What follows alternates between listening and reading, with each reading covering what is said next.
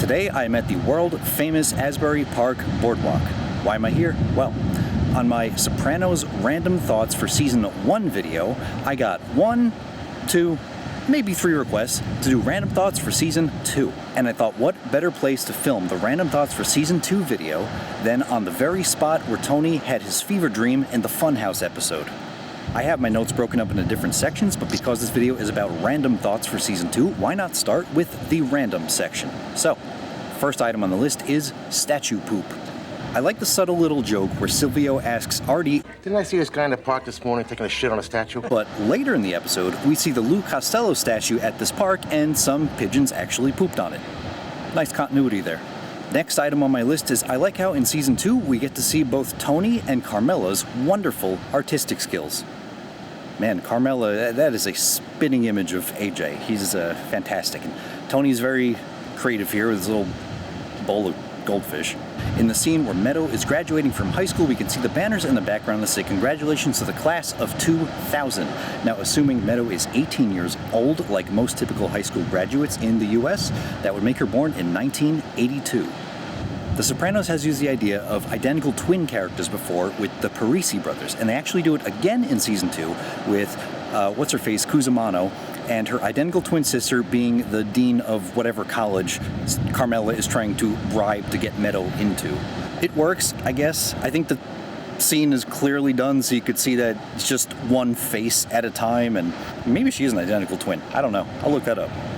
Probably not, though. This little scene transition, this particular sequence of shots in the commendatory episode, along with the background music, always made me think this was like a Grand Theft Auto game's introduction.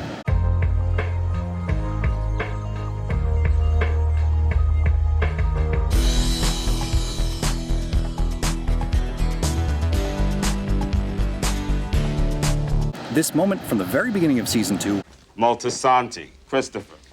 Here. Was referenced way later in Season 5 when Chris and Adriana are having their fight over not being able to have kids, and Christopher says he doesn't want to adopt because, well, I'm not going to say that on YouTube, but I'll let him say it. You don't get it, Adriana. I don't have a son. The Moltisanti name ends. Some kid with chinky eyes called Moltisanti. He get his ass kicked every day. Hey, look, it's Samir from Office Space. Maybe I can change your mind. Whoa, what are you doing? One of these days, I just kick this piece of shit out the window. You and me both, man. I am surprised that this little clip of Livia sliding down the stairs in her assisted chair. Are you smoking marijuana? I want to watch the TV. I'm surprised that hasn't become a meme yet in the Sopranos online community.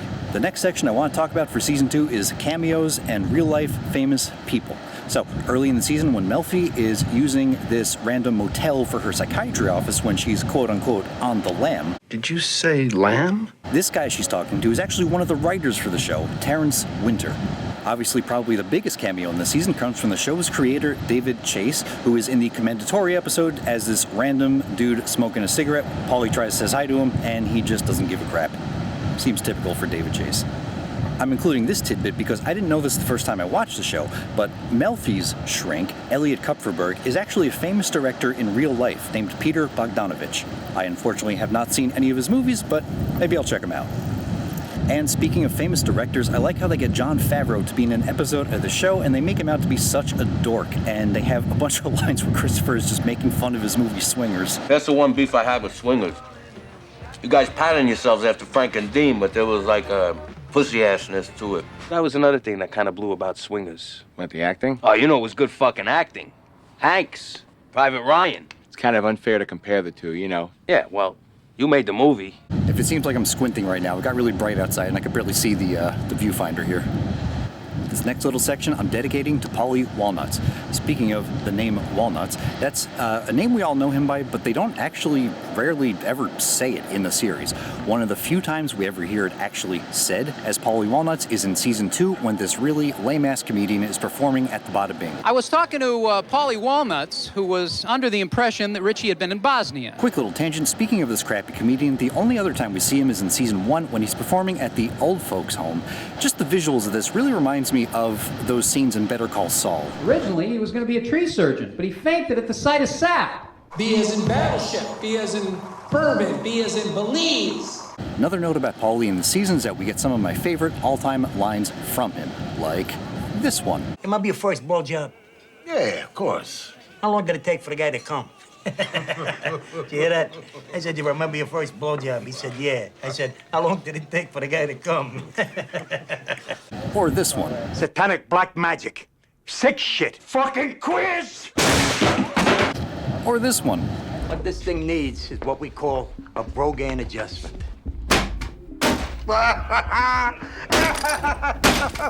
First time I saw this, I didn't know what that meant, so I looked it up, and apparently Brogan is a type of shoe.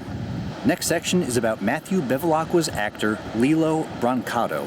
Throughout the late 80s and 90s, he was a rising star actor appearing in The Bronx Tale and The Sopranos and other random movies, but off the screen he developed a drug addiction and was involved in a situation where, unfortunately, an off-duty NYPD officer was killed. If you want to know more, they actually made a whole documentary about it, which you can check out, called Wasted Talent. And I saw it on Tubi, and I think it's still currently on Tubi, so if you're really curious and want to go check it out, go see it. The next section I want to talk about is the character Dave Scatino. Probably, like most people, the first time I saw this actor was in the movie Terminator 2: Judgment Day. He played the bad guy Terminator, going after Arnold and John Connor, and he was menacing. He was scary as hell. He was a force to be reckoned with. So I was associated with being this big, scary bad guy. However, Dave Scatino is the most pathetic, groveling, wimpy character. He's such a scumbag, degenerate gambler. When's one of these vendors gonna realize I'm never gonna pay him and call the cops? They're gonna know after this that it's fraud. How am I going to jail for this? Get the fuck back in your fucking hole! Now! Davey, you're doing a good job. And I really think that just speaks to the quality of this actor and his skill set, that he can go from such a menacing character to such a pathetic one. At the end of the season, during the graduation scene, when Meadow and Eric Scatino are graduating, Tony's talking to Davey for a little bit. So after he wastes all of his family's money here in Jersey, he tells Tony that he's going to get away. The airlines are running specials non-stop into Nevada. Fly right into Vegas, 5 hours drive. Vegas, huh? Not too far out of Las Vegas. Where do you think this gambling addict is going to end up? Yeah.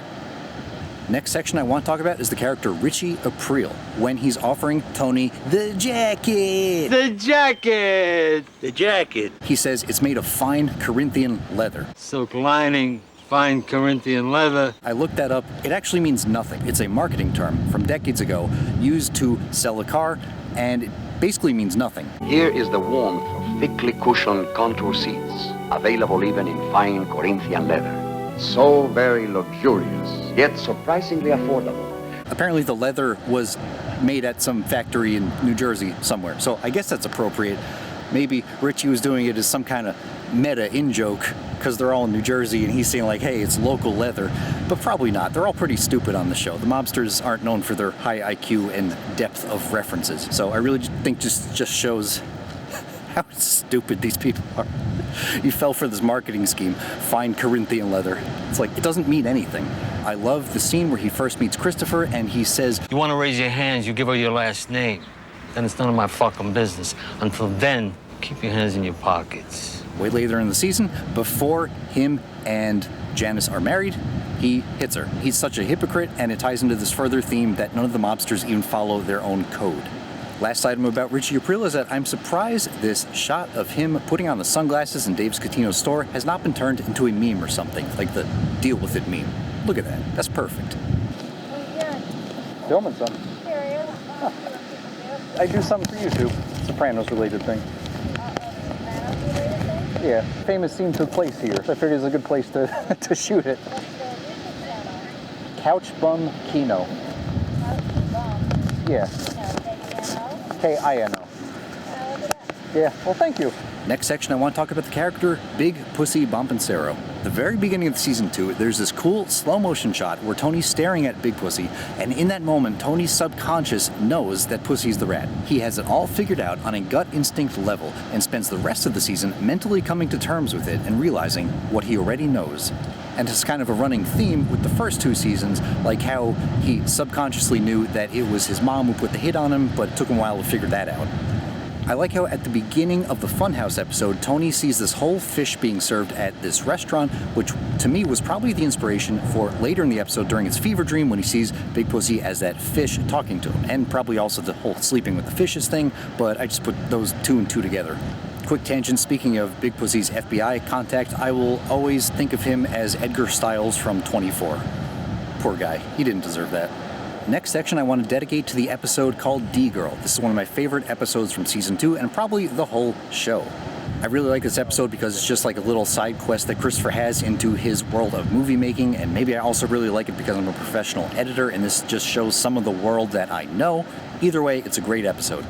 The D-Girl character is one of my favorite one-off, one-episode characters, or more accurately, I should say, I love to hate her. Now, I'm not saying I've actually met anyone like this in real life, but as someone who works in media production, she is played perfectly as a self-obsessed, corporate ladder-climbing, entertainment industry bootlicking sycophant. Ignoring the fact that Christopher is a psychotic, murderous mobster and that he was cheating on Adriana in this episode, just forget those for a second, I do kind of feel bad for him at the end of this episode because her character was only interested in him because her bosses saw dollar signs attached to Christopher's mafia-related script, and as soon as her bosses were no longer interested, she immediately lost interest. There's a wait-and-see attitude towards mafia-related projects right now, so we're gonna have to pass. She is also a pretentious hipster who casually name-drops obscure literary and film references to try and seem worldly and sophisticated. You could probably come away from this episode thinking, oh, well, she's just really knowledgeable. She's very educated. She knows a lot about culture and, well, yeah, maybe, sure. But it's one thing to possess a lot of knowledge, and it's another to feel the need to conjure this knowledge up all the time, especially in casual conversation with people who most likely definitely do not get the reference. Just really says something about her character. It's so subtle, but it's perfect. And like I said, she does reference a lot of obscure crap, so I had to actually look some of this up. So here's what some of this means. She describes something as imagistic. That's very funny. Very imagistic. Thank you. Which Google tells me is a 20th century movement in poetry advocating free verse and the expression of ideas and emotions through clear, precise images. She also references William Inge. This is getting kind of William Inge here, isn't it? I gotta go. Who Wikipedia tells me was an American playwright and novelist whose works typically feature solitary protagonists encumbered with strained sexual relations. So I guess that reference does make sense according to her and Christopher's situation. Still, it's like, who cares? It's also another common thing for people like her character to refer to famous people they have met maybe once or twice by their first names, making you think they're more important than they really are. You told me Tarantino. I worked for Quentin. He's still a friend. I like the scene when they're on the movie set. She tells Christopher their silences underscore their voiceless place in society. And roll sound. The silencers underscore their voiceless place in society. I roll my eyes so hard every time I hear that. Also, the movie they're shooting kind of reminds me of the Wachowskis' Bound, which is pretty good if you haven't seen it. In that same movie production scene, Christopher mentions to her that, hey, that's Janine Garofalo. She was in that movie with Uma Thurman that Adriana really likes. And the other one, too. I seen her. That movie my girlfriend likes with Uma. What's her name? I had to look it up, and apparently it's The Truth About Cat and Dogs. So Adriana has very highbrow tastes in movies. 3 years, no sex? One can survive, you know, this is the electronic age. I like how Jon Favreau and the D-Girl character are both so enamored with Christopher's mafioso personality. They both act like complete dorks around him the whole episode. They act like he's the coolest kid on the schoolyard. They get the same type of pizza and drink he orders at this place. They eat up every detail of his story. Coconut slice. What do you guys want? Anything? Yeah, you know, same thing, coconut slice. Coconut slice. You could tell me the way shit goes down, you know, like what makes sense, what people would really say, you know what I mean? And I like how Jon Favreau just refers to Godfather 1 as GF1. That's like the inspiration for Johnny Fontane and the studio boss in GF1, right? Just say it. Just say Godfather. Like, come on. Well, that's about all I've got for today. If you've made it this far, thank you very much. I really appreciate you watching to this point. And who knows, if you guys like this video and it does well, maybe I'll go to other famous New Jersey locations and do more Sopranos-related videos, because this is actually a fun little way of doing it. Brought up a good bunch of inspiration, and I saw that picture of Tony Soprano in there. I think that's a good omen, so hopefully you guys will enjoy this video. Until next time, goodbye.